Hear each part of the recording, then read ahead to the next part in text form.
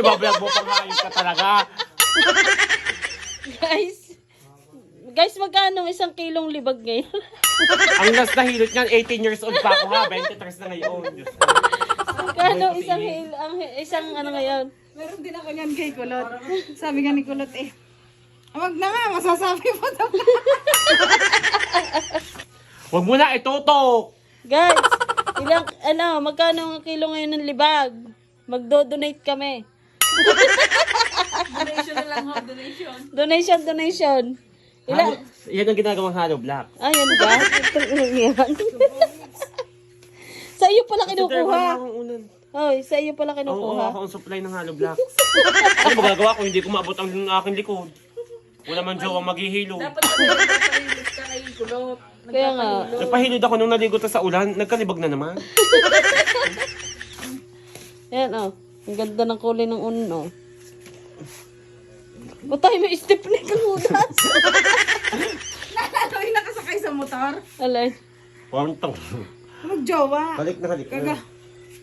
Yung pinaarak lang yung pinakamukha sa Oo. Sa balikat. Sabi ko, paano gayon? Nasa Huwag mo nang ipakita ang libag. Talagang hindi na ako pinagmamakahiya. Hindi mo, ang madaming manonood. Maganda nga yun. sikat na. Oh, pagka Nobody's pa-donate po, perfect. pa-donate po, sasabihin sa iyo. Nobody's Madami ka perfect. nang magdodonatan. Basta lalo kay Kulot ka rin Dami lalo. Mas madami ang kay Kulot. Ang itim pati. Oo, ang aking puti.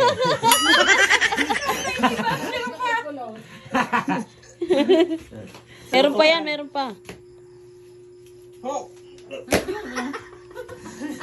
Patay ang ngayon. Palagot ako. Naging zombie. Ibalik ka. Yung ulo. Ano ka? Baka magusot ang umbo ko.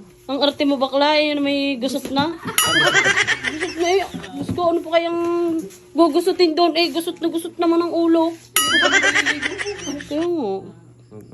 Inartet, gusot na. Kaya mabala ko. Guys, pagsala sa libag, mabalak ko. Lahat na yata ng ano nasa akin. Pundar ni Lips. Yan lang ang meron ako na wala kayo. Diba? Dalak ko ba?